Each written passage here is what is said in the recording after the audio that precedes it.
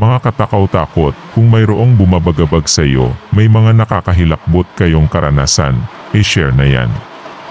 Huwag solohin. Huwag sarilihin, baka atakehin ka sa puso. Halika, kwentuhan tayo sa kasagsagan ng dilim. Baybayin natin ang kadiliman habang nakikinig sa nakakapanindig balahibo mong experience.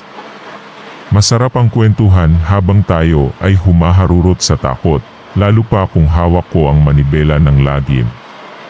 Send na yang mga nakakasindak na stories nyo sa takawtakot@gmail.com para naman makisigaw at makitakot na rin ang iba.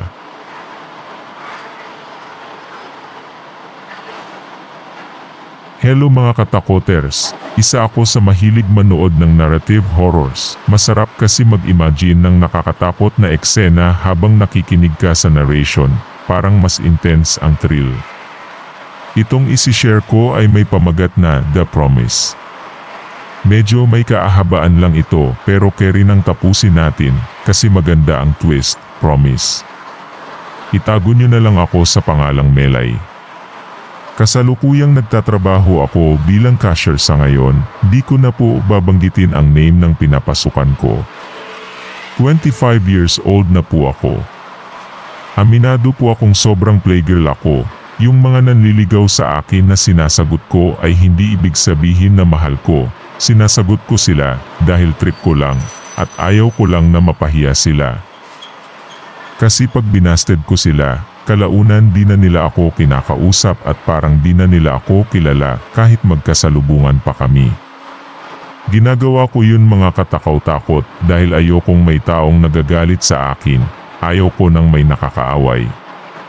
Kaya lahat sinasagot ko, then pag ayaw ko na, gumagawa ako ng busot at paraan para makipaghiwalay.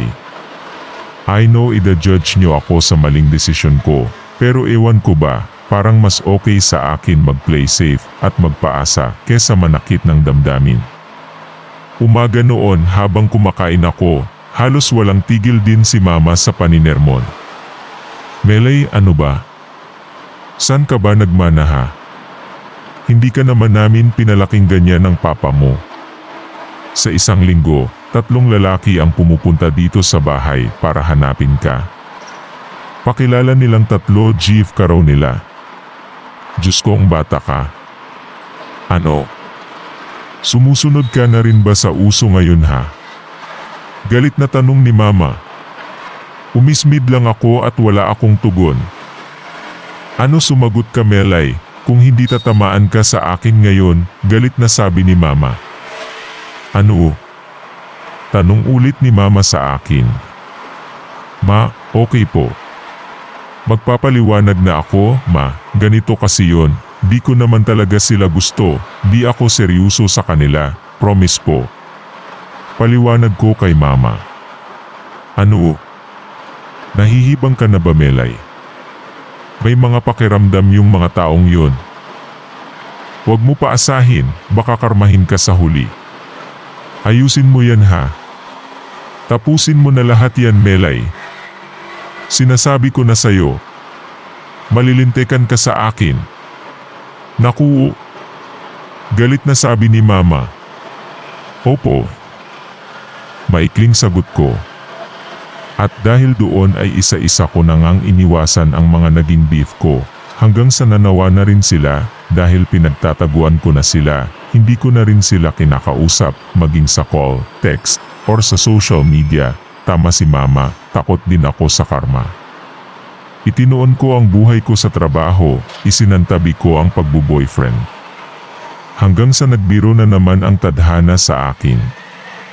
Tinawag kami isa-isa ng head namin sa trabaho, nag-meeting kami about sa bagong papasok na head namin.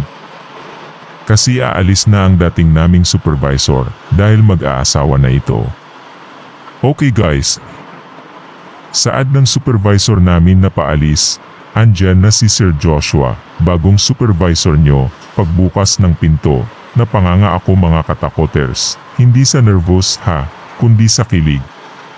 Grabe, ang presko niya tingnan, matangkad, maputi, may dimple. Ang charming talaga, ang gwapo sobra. Pero yung naglaro sa isip ko na yon, Agad ko rin na binawi, napangiwi ako, bulong ko sa sarili ko, hindi papasa ang beauty ko sa taong to, kasi matikas, siya maputi, mukhang may kaya sa buhay. Mukhang madatong. Kaya lang pinigilan ko ang nararamdaman kong paghanga sa kanya. That moment. Noong mag-break time, na-late ako ng kain. Sa dami ng customer, talagang nabisi kaming lahat. Maya-maya, pinalitan na rin ako ng isa kong kasamahan na cashier din. Ela ako na dyan, kumain na muna, sabi ng kapalitan ko. Oh, sige gutom na rin ako, Salamat ha, sabi ko sa kanya. Dali-dali akong pumunta ng locker ko para kunin yung baon ko. Sa pagod, napasandal ako sa pader. Masakit kasi ang mga binti ko. Halos kalahating araw na akong nakatayo. Nang biglang bumukas ang pinto, lumaki ang mata ko, si Sir Joshua ang pumasok. Inayos ko agad ang sarili ko. Napatingin siya sa akin, agad naman akong umiwas ng tingin sa kanya. Break mo ba? Ganun ba? Siya sige, sabay na tayo. Ngiting sabi niya sa akin. Hindi na ako tumanggi dahil wala naman akong kasabay na kakain. Simula ng araw na yun nakagaanan ko na siya ng loob, palakwento pala siya, mabait, magkasundo kaming dalawa. Hanggang sa nanligaw na siya sa akin, dahil sa matagal na kaming magkasama, lagi ay halos nakilala na namin ang isa't isa. Hindi na ako nagdalawang isip na sagutin si Joshua. Dinala ko siya sa bahay upang ipakilala sa parents ko. Magandang hapon po, masabay mano ko. Magandang hapon po, tita. Bati ni Joshua. Magandang hapon sa iyo, iho. Ahiho, umupo ka muna ha. Saad ni mama. Opo, salamat po, tita. Tugon ng BF ko. Nang papunta na ako sa kusina upang kumuha ng merinda nang biglang hinila ako ni mama. Anak, BF mo siya? Tanong ni mama. Tumango ako sa kanya. Anak, sandali lang, ha? Totoo na ba yan o pinaglalaruan mo na naman yung tao? Giit ni mama sa akin. Ma, hindi po. Mahal ko si Joshua. Saka ma, nung nakita ko siya talagang iba yung naramdaman ko. Crush ko talaga siya. Ibang-iba siya sa mga naging beef ko dati. Buti nga ma, ginusto ako niyan, Ngiting sabi ko kay mama. Anak, ako naman suportado ako sa'yo. Gusto ko na rin na may beef ka. Kasi 25 years old ka na. Ayaw ko naman na tumanda kang dalaga. Pang-aasar ni mama sa akin. Opo, ma. Maiksing sagot ko. Tsaka anak, tingnan mo siya oh. Naku ang gwapo, di kaya lulukuhin ka lang yan, bulong ni mama sa akin. Napatawa ako ng malakas.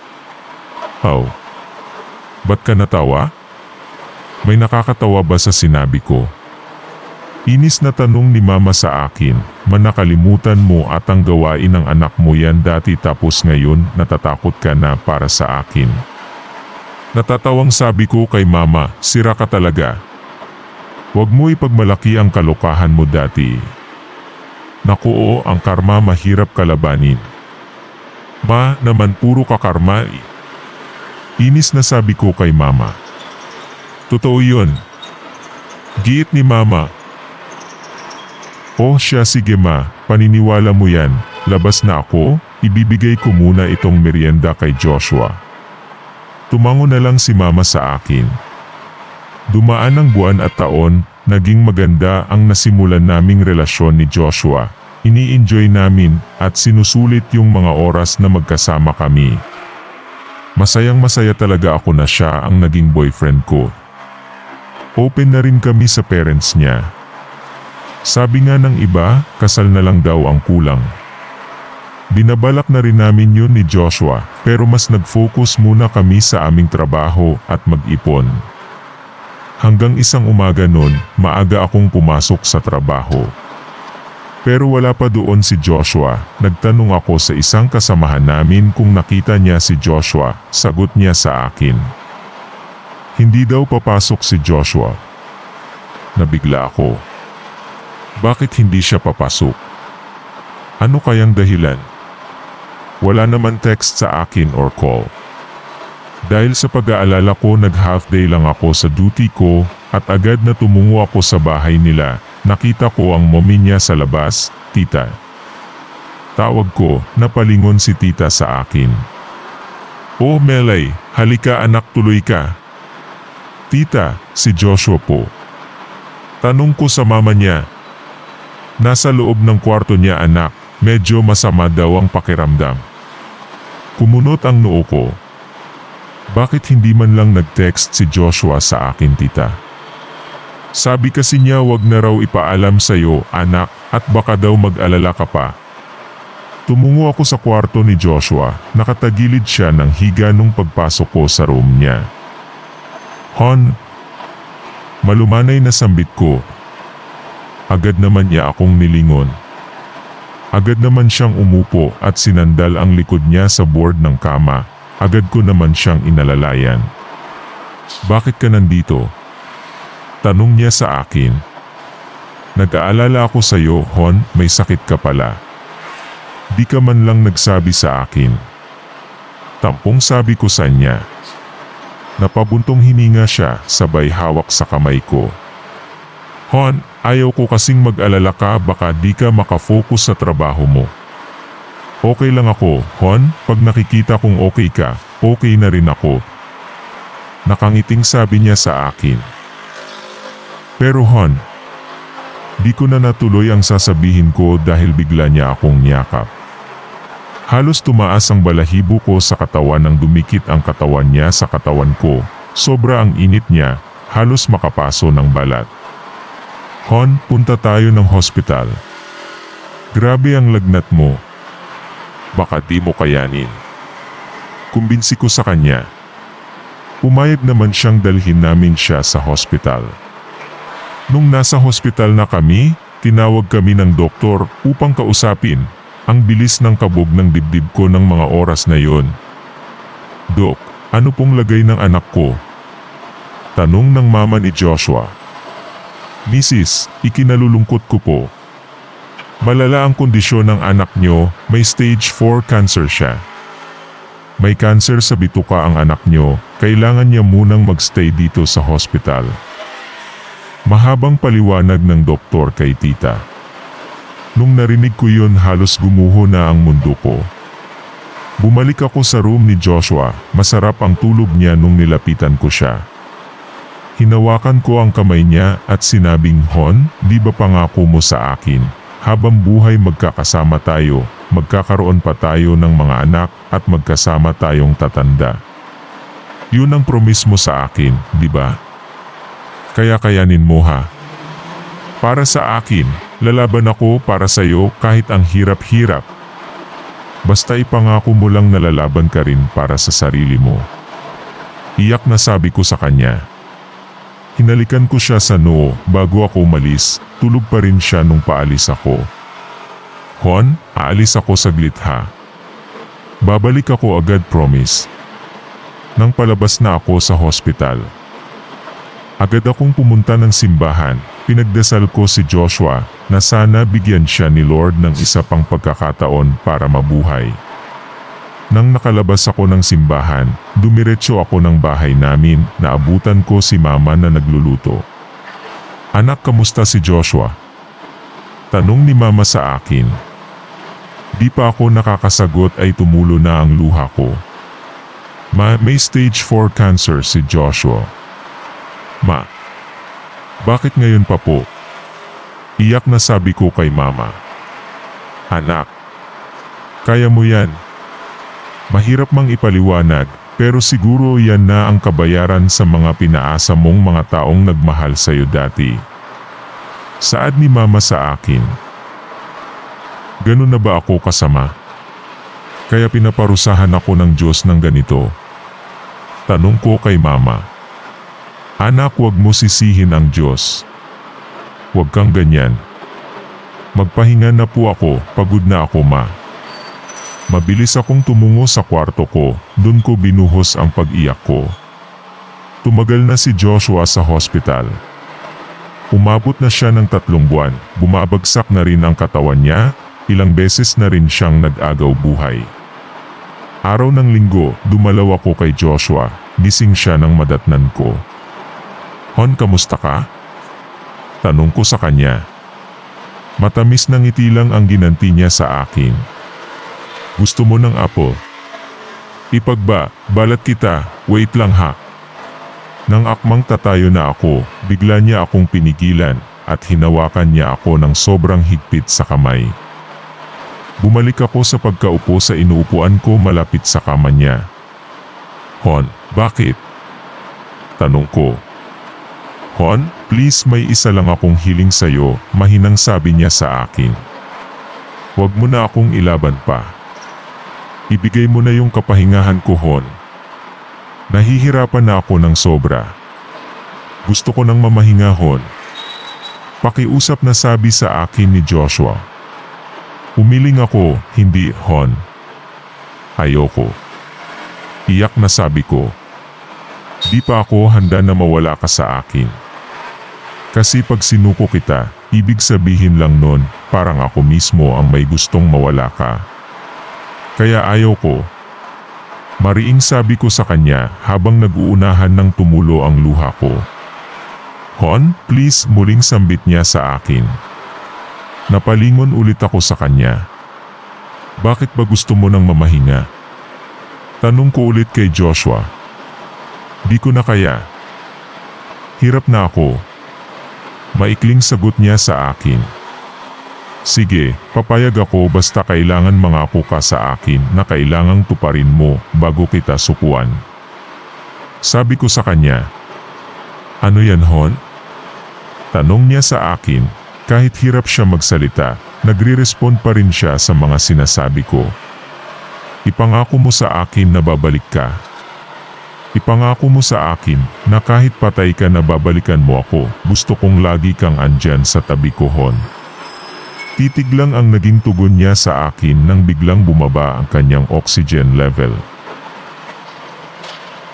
Tinawag ko agad ang nurse, agad nilang ni-revive si Joshua. Lumabas ako ng room dahil di ko kayang tingnan ang boyfriend kong nag-agaw buhay. Nang lumabas ang doktor, sinabi sa akin na wala ng buhay si Joshua. Wala akong ginawa nun kundi ang umiyak habang yakap ang katawan ni Joshua na wala ng buhay. Lumabas ako ng hospital at dumiretso sa simbahan. Tiningnan ko si Jesus na nakapako sa krus. Tiningala ko siya, walang tao sa simbahan, tanging ako lang, habang nakatingin ako sa kanya. Napupuno ng galit ang puso ko. Totoo ka ba? Ang dami kong hiniling sa'yo, yung dugtungan ang buhay ni Joshua, pero di mo ginawa. Naglingkod ako sa'yo ng buong puso, pero mas pinili mong iparanas sa akin ito. Wala kang ginawa, hinayaan mo akong magdusa. Galit na sabi ko kay Jesus. Alam kong mali yun, pero napuno lang ng galit ang puso ko, at sumambulat na ang saloobin ko dahil di ko tanggap na wala si Joshua sa akin. Sa madaling salita, sinisi ko ang Diyos. Pagkatapos ng libing ni Joshua, nag-ayos ako ng kwarto ko dahil matagal ko ring hindi na nalilinis ang room ko. Dahil sa pagmamalagi ko sa hospital nung may sakit pa si Joshua. Habang naglilinis ako, napatapat ako sa aking maliit na altar sa room ko. Andun ang aking mga rebulto at rosaris. Nakaramdam ako ng galit kaya kinuha ko sila isa-isa at nilagay sa isang karton. Nung natapos ako sa paglilinis, naligo na ako, tapos pumunta ng sala. Pababa si Mama nun. Nung tinanong niya ako, Ella, bakit wala na ang mga rebulto sa kwarto mo? Tumawa lang ako, Ma, walang Diyos.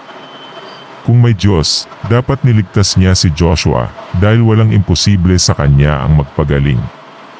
Ilang beses akong nakiusap sa kanya. Pero wala, hindi niya ako pinakinggan. Ngayon, masabihin mo nga sa akin kung tunay ba ang Diyos mo. Galit na sabi ko kay mama. Ella, naririnig mo ba ang mga sinasabi mo ha? Di ka ba kinikilabutan? Diyos ko. Lahat tayo may kanya-kanyang katapusan, hanggang doon na lang ang buhay ni Joshua. Kaya wag mong isisi sa Diyos ang nangyari sa kanya. Galit na sagot ni mama sa akin. Bahala kayo. Inis na sabi ko kay mama, sabay akyat ko sa kwarto ko. Pangatlong araw nang nakalibing si Joshua, gabi nun, nang biglang narinig ko na bumukas ang pinto ng kwarto ko, malamig din ang loob ng room ko. Agad akong gininaw nang bigla kong nakita sa pinto si Joshua, nakatayo siya. Hindi ko maaninag ang mukha, medyo nasisilaw ako. Dahan-dahan ang paglapit niya sa akin, pero nakita kong di siya humahakbang, para lang siyang nakalutang. Tuwang-tuwa ako nun, niyakap ko siya, pero di ko nadama ang katawan niya sa katawan ko nung niyapos ko siya. Pero di ko na inisip pa yun, ang mahalaga dumating na siya. Hon, salamat at tinupad mo yung pangako mo sa akin. Tuwang-tuwang sabi ko. Halika sa tabi ko, humiga ka, alam kong pagod ka, sabi ko sa kanya. Humiga naman si Joshua, pero hindi nakalapat sa kama ang katawan niya. Wala na akong pakialam noon, basta masaya ako, dahil nagbalik siya. Nagkukwento ako sa kanya, pero parang wala siyang response sa akin. Ayos lang yun sa akin, ang mahalaga. Kasama ko siya ng gabing yun. Kinaumagahan pagising ko, agad ko siyang hinanap. Ma, nakita mo ba si Joshua? Tanong ko kay mama. Anong Joshua? Anak, naman, patay na si Joshua. Nalibing na, bakit mo pa siya hahanapin? Diyos ko namang bata ka, galit na sabi ni mama sa akin. Ma, kasama ko siya kagabi. Umu siya, ma. Paliwanag ko kay mama habang nakangiti ako. Anak, hindi yan biruha. Anak naman, pagpahingahin mo na yung BF mo, nasa langit na siya. Ano ba, ma? Inis na sabi ko kay mama, si Joshua yung nakita ko, nakausap ko at nakatabi ko, ma. Kilala ko siya. Kilala ko yung taong matagal kong minahal, kaya pwede ba, ma ha? Wag mo akong kukontrahin. Bulyaw na sabi ko kay mama. Nabigla si mama sa inasal kong ganun sa kanya. Dahil kahit kailan, hindi ko sila ginawang sagutin ng ganun. Pero di ko rin nakontrol ang sarili ko, di ko alam kung bakit. Naging bayolente ako. Kinaumagahan tanghali na akong nagising, sobrang bigat ng pakiramdam ko nung araw na yon. Kinapa ko ang gilid ng higaan ko kung saan humihiga si Joshua, pero wala na siya doon. Sa tuwing sasapit ang liwanag, nawawala si Joshua, at sa gabi doon ko lang siya nakikita na bumabalik sa kwarto ko. Pagsapit ng gabi, habang nagsusuklay ako at nakaharap ako sa salamin, biglang nakaupo na si Joshua sa kama ko, na halos ikinagulat ko. Excited ko siyang nilapitan, pero wala pa rin siyang kibo. Hey Hon, kamusta ka na? Tanong ko sa kanya. As usual, walang sagot mula sa kanya. Napabuntong hininga na lang ako. Sa isip ko bumalik nga siya, pero di ko naman pala makausap. Nang tatayo na ako ay bigla niya akong hinawakan sa braso. Napasigaw ako, hindi sa takot kundi napaso ako sa palad niyang sobrang init. Parang nagbabagang apoy. Bakit ang init ng palad mo, Hon? Aray ang hapdi. Sabay ihip ko sa braso ko. Pero wala pa rin siyang sagot. Lumabas ako ng kwarto at pumunta ng kusina. Naabutan ko si mama na naghuhugas ng mga plato. Anak, kumain ka na dyan, sabi ni mama sa akin. Di ko siya sinagot. Kumuha ako ng 2 plato at sinandukan ito ng kanin. Alam ko kasing gutom na si Joshua. Anak, bakit 2 ang platong sinasandukan mo? Tanong ni mama. Sa kwarto ako kakain, ma. Andyan na si Joshua. Maiksing sagot ko. Si Joshua? Anak, paulit-ulit naman ba tayo? Hinawakan ako ni Mama sa braso kung saan ako hinawakan ni Joshua. Ara ay, sabi ko. Agad namang binitawan ni Mama ang braso ko. Anak, bakit anong meron dyan? Akin na at titingnan ko, sabi ni Mama sa akin. Wag na, Ma, wala po to, iwas na, sabi ko. Pero makulit si Mama, hinawakan niya ako at tinaas ang manggas ng blusa ko. Nagitla siya sa nakita niya dahil malaki ang sugat ko sa braso, parang napaso na mabilis lumapad na sugat at malansa ang amoy, di ko rin alam kung bakit, basta ang alam ko napaso ako dahil sa paghawak sa akin ni Joshua. Anak, saan mo nakuha yan? Tanong ni Mama ulit. Nakamot ko lang yan, Ma. Pero ewan ko ba, bakit ang bilis lumaki sugat? Siguro may diabetes na ako, iwas tinging, sabi ko kay Mama. Sige, Ma, aakyat na ako sa kwarto ko, baka mainip si Joshua sa kakahintay sa akin. Paborito niya itong luto mo, Ma, tiyak na magugustuhan niya ito. Ngiting sabi ko kay Mama. Anak, hindi. Dito ka kakain mag-isa sa kusina at tigilan mo na yang kaka-Joshua mo. Patay na si Joshua, kailanman di na babalik ang taong patay na, galit na sabi sa akin ni Mama. Patay. Hindi siya patay, galit na sabi ko kay Mama. Bumalik siya dahil yun ang gusto kong mangyari. Nag-usap kami bago siya malagutan ng hininga. Galit na singhal ko kay Mama. Anak, Diyos ko.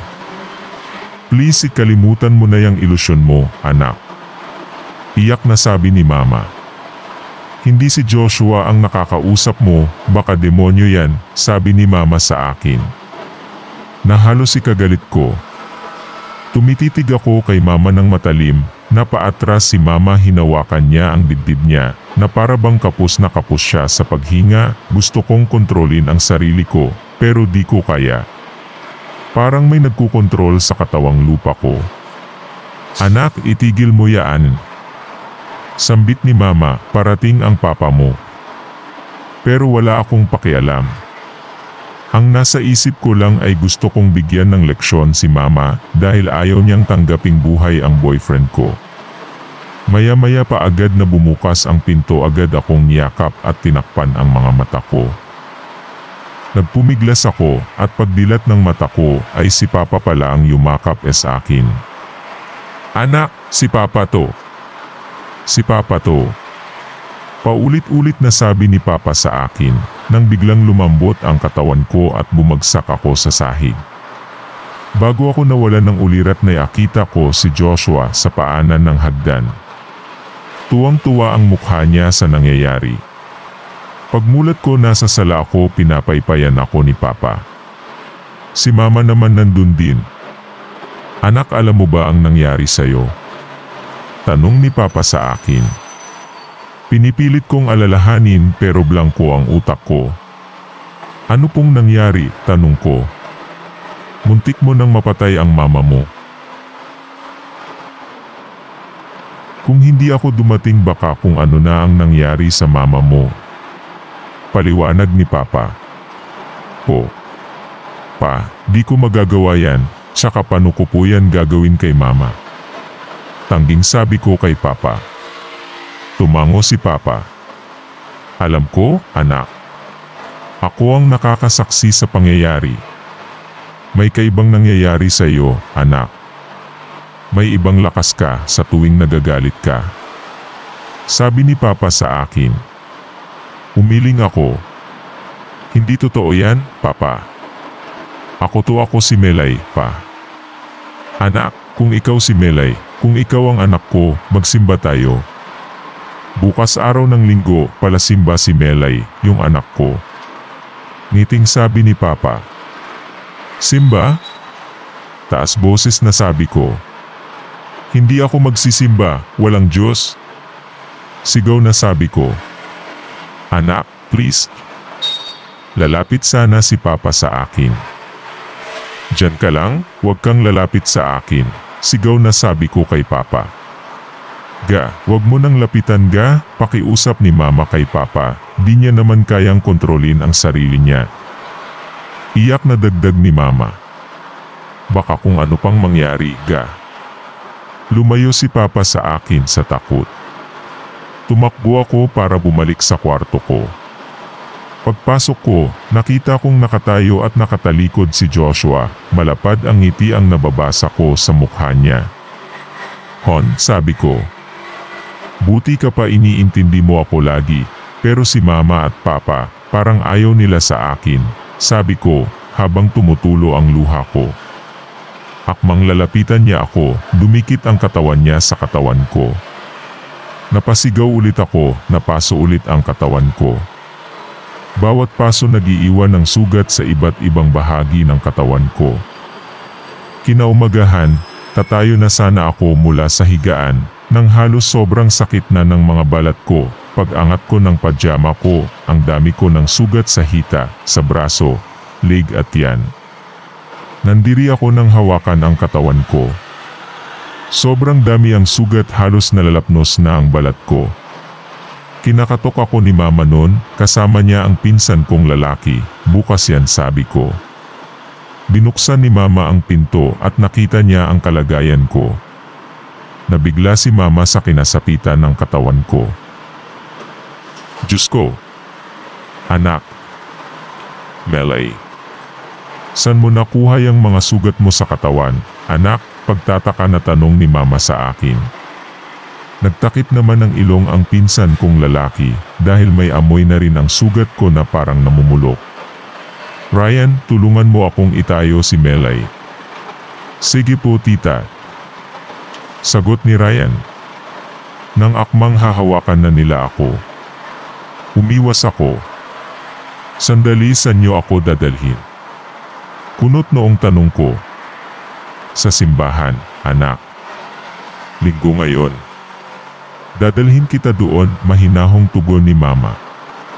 Hindi sigaw ko, sabay takip sa tainga ko.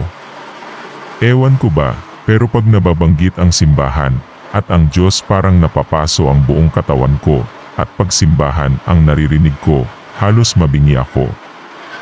Ayaw ko ma, ayaw ko. Nagmamakaawa na sabi ko kay mama. Joshua, sigaw ko sa loob ng kwarto. Tulungan mo ako dito, ayaw ko sa simbahan Josh. Malakas na palahaw ko. Halos mamutla ang pinsan ko nang makitang ganun na ang sitwasyon ko. Diyos ko, Lord. Sambit ni mama. Huwag mong babanggitin ang Diyos mo, sigaw ko kay mama, lumabas kayo. Labas? Galit na sabi ko. Sa takot nila ay nagsilabasan sila sa kwarto ko. Nagwala ako sa kwarto, nagsisigaw at nagbasag ako ng mga gamit na nakikita ko. Habang si Joshua nasa gilid lang ng kama, nakatayo at parang natutuwa pa habang minamasdan ako. Di ko alam ang mga nagaganap sa akin, pero di ko na kayang kontrolin ang sarili ko kahit ayoko ang pinaggagawa ko. Mistulang possessed na ako. Hanggang mapagod ako at nakatulog bigla. Nang paggising ko, nakatali na ako sa kamay at pako. Wala na rin ako sa kwarto. Nasa sala na ako at nakahiga sa sofa. Nagulat ako dahil nandun ang parents ni Joshua katabi ni na papa at mama. May nakita akong pari na katabi ng mga tiyahin ko. Ma. Pa, huwag niyong ituloy ang plano niyo. Huwag niyo nang ituloy, nagmamakaawa ako. Maawa kayo kay Joshua, mama. Iyak na sabi ko. Hanggang mabaling ang tingin ko sa mama ni Joshua. Tita, anak mo si Joshua, hahayaan mo bang ganyanin nila ha? Galit na sabi ko.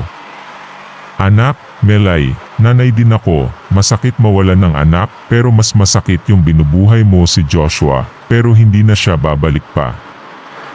Iyak na sabi ni tita sa akin. Tita, anong hindi ha? Si Joshua yun, tita. Kitang-kita ng dalawang mata ko. Di ko problema kung di nyo siya makita, basta ako alam ko bumalik siya dahil usapan namin. Ipinangako niya yun sa akin, tita. Nung nag-aagaw buhay siya sa hospital. Paliwanag ko kay tita. Isang malakas na sampalang dumapo sa magkabilang pisngi ko galing sa nanay ni Joshua na agad na ikinagulat ko. Anak, sorry. Sana magising ka na, anak. Hindi siya si Joshua. Kung siya si Joshua, di niya hahayaan na saktan mo ang magulang mo. Kung siya si Joshua, di niya gagawin niyang mga sugat mo sa katawan mo. Kung siya si Joshua, di niya hahayaan na magkakaganyan ka. Kung siya si Joshua, di niya hahayaan na mawalan ka ng pananampalataya sa Diyos. Anak, kilala mo si Joshua, mabait na tao, relihiyoso, at mahal ka. Siya yung taong di ka hahayang masaktan ng iba. Yung nakikita mong Joshua, hindi siya yan, Melay. Kampo ng dyablo yan. Litan niya sa akin ni tita. Unti-unting nagpatakan ang luha ko. Tita, hindi po totoo yan. Si Joshua yun, tita. Siya yung bumalik kasi nangako kami sa isa't isa. Sabi ko sa kanya, hindi siya ang anak ko, Melay, dahil nung nag-uusap kayo sa loob ng hospital habang nag-aagaw buhay ang anak ko. Dinig ko lahat, Melay, ang pinag-usapan nyo. Hindi nangako sa iyo ang anak ko dahil bago mo pa tanungin kung babalik siya para bantayan ka, nawalan na ng buhay ang anak ko. Titig lang ang naging sagot niya sa tanong mo. Ngayon, Melay, sabihin mo sa akin, kung yang kinikilala mong Joshua ay ang anak ko. Napakalayo ng anak ko sa Joshua na binubuhay mo sa iyong isipan. Na walang ibang kayang gawin kundi saktan ka at ang pamilya mo. Bulyaw ni tita sa akin. Hindi totoo yan. Pare-pareho kayong lahat, sigaw ko sa kanila. Anak, please, tama na. Pakiusap ni mama. Huwag mo akong hawakan. Galit na sabi ko kay mama. Sister, may demonyong nagkokontrol sa isip ng anak nyo. Sambit ng pari na kinuha nila mama.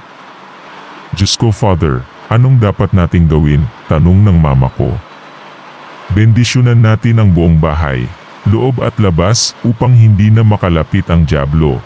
Ganon din ang anak mo, mahina ang kanyang pananampalataya sa Diyos, kaya siya nakokontrol ng dyablo. Paliwanag ng pari sa mama ko, at lahat ng iyon ay dinig na dinig ko. Sige na, Father, basbasan niyo na po ang buong kabahayan, maging ang kwarto ni Melay. Kung saan lumalagi ang demonyong kumopya sa mukha ng anak ko, sambit ng mama ni Joshua. Habang nagbibendisyon ang pari sa bahay namin, bawat patak ng holy water sa paligid, halos ako ang nasasaktan dahil sa sobrang init sa pakiramdam. Di ko maintindihan ang lahat. Hinang-hina na ako at halos pawis na rin. Nang natapos ang bendisyon, sa loob at labas ng bahay namin, ako naman ang isinunod. Dinasalan muna ako ni Father, halos maubusan ako ng hininga habang hawak ni Father ang ulo ko. Pinatakan niya ng holy water ang mga sugat ko sa katawan, kaya daw ako nagkasugat, tanda daw yon na pinapasok na ng demonyo ang katawan ko.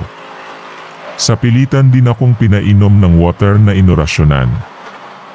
Dahilan para mawalan ako ng malay. Di ko na alam ang sumunod na nangyari. Basta pagmulat ko, nasa isang maganda akong paraiso na kahit kailan di ko pa yon nakikita sa tanang buhay ko. Sobrang ganda, maraming ibon, at iba't ibang uri ng paru-paro, may mga hayop sa paligid na may mga papak at mga walang pakpak, ang daming bulaklak, iba't ibang uri nito, sobrang payapa ng paligid. Nang biglang may natanaw akong lalaking nakatayo sa hindi kalayuan sa kinatatayuan ko, napakaputi ng damit na halos masilaw ako sa suot niya. Sobrang liwanag ng mukha nung papalapit na siya, naaninag ko na siya, ang pinakamamahal kong si Joshua. Tumakbo ako para lumapit sa kanya. Yayakapin ko sana siya, pero bigla akong tumigil, naisip ko baka mapaso na naman ako sa katawan niya. Nakangiti siya sa akin. Natutuwa akong makita ka ulit. Sabi niya sa akin. Ulit. Kunot noong sabi ko sa kanya. Magkasama lang tayo kanina, Josh, nakalimutan mo na agad yun. Nakasimangot na sabi ko sa kanya. Lumapit siya sa akin at agad naman akong umatras dahil takot akong mapaso ulit ng katawan niya. Huwag kang matakot Melay, ako to si Joshua. At agad niya akong niyakap ng mahigpit, ang sarap sa pakiramdam, parang ang payapa ng lahat sa paligid ko ng mga oras na yon. Nang kumalas ako sa kanyang pagkayakap. Josh, bakit di ako napapaso sa katawan mo? Tanong ko sa kanya. Melay ako si Josh. Kahit kailan di ko hahayaang mapahamak ka. Melay, makinig ka sa akin. Nakikita mo yun, sabay turo niya sa malawak na hardin. Maraming tinik dyan. Imposibleng makarating ka sa dulo na walang suot na pangyapak. Halika lumapit ka doon at tumawid ka. Sumunod na lang ako kay Josh. Sa mga oras na yon, tumawid ka utos niya sa akin. Pero Josh, delikado, malalaki ang tinik. Masusugatan ang talampakan ko. Tanggi ko kay Joshua. Melay. Habang hawak niya ang mukha ko. Magtiwala ka sa akin at sa sarili mo. Hindi ako papayag na masugatan ka kahit na konti sa mga paa mo. Wala na akong nagawa kundi ang humakbang palayo sa kanya. Tinatapakan ko ang mga tinik pero wala akong nararamdaman na sakit. Paglingon ko sa kanya, nakangiti siya sa akin. Halika na, bumalik ka na. Nang bumalik ako at nakalapit sa kanya, lumuhod siya at itinaas ang paa ko. Kita mo na? Wala kang sugat. Ngiting sabi niya sa akin. Dahil di ko hahayaang masaktan ka, Melay. Tumayo siya at niyakap ako ng sobrang higpit.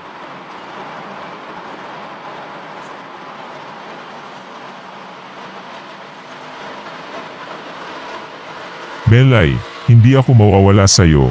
Andyan ako lagi sa puso mo. Ang akin lang gusto ko ibalik mo yung dating ikaw, yung dating Melay na nakilala ko sa umpisa. Kung mahal mo ako, hindi ka kakagawa ng ikakahirap ko. Malungkot na sabi niya sa akin. Josh, mahal kita, kaya ganito ako. Iyak na sabi ko sa kanya. Ang pagmamahal Melay ay hindi pwedeng maging sakin. Kailangan din ng pagpapalaya. Kung mahal mo talaga ako, hintayin mo yung araw at oras na pwede mo na akong makasama ulit sa bagong mundo na para sa ating dalawa lang. Sa pag-uusap namin bigla na lang akong nagulat dahil may narinig akong malakas na tunog. Di ko alam kung anong instrumento, parang trompeta, basta malakas at di ko alam kung saan nanggagaling. Josh, ano yun? Pagtatakang tanong ko sa kanya. Melay, oras na para bumalik ka sa totoo mong buhay. Maraming naghihintay sa'yo. Ako naman ang hihiling sa'yo. Magpatuloy ka sa mga magandang nasimulan mo at ibalik mo yung pagmamahal at pagtitiwala mo kay Ama.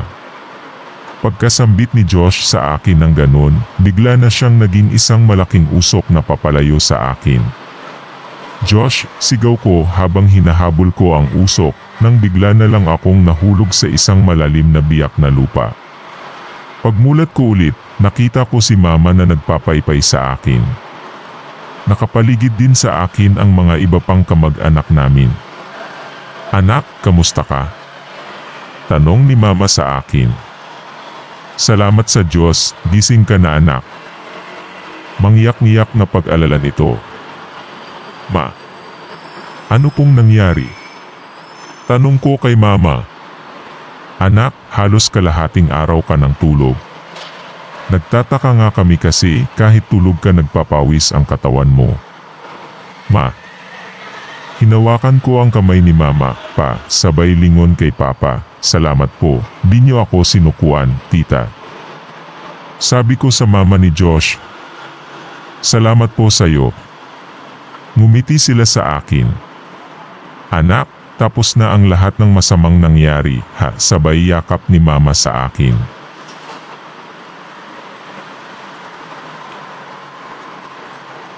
Ma, nakita ko si Josh, sobrang ganda ng lugar niya. Ngayon, naintindihan ko na po ang lahat. Masaya ako, dahil ikaw na ulit yan anak, nakangiting sabi ni Papa. Ma. Pa, nagugutom at nauuhaw na po ako. Pakli ko sa kanila. Oh, sige anak kumain ka na. Mabilis na yakag ni Mama. Halos maubos ko ang ilang basong tubig at marami rin akong nakain. Busog na busog ako nun, feeling ko halos 3 araw akong walang kain.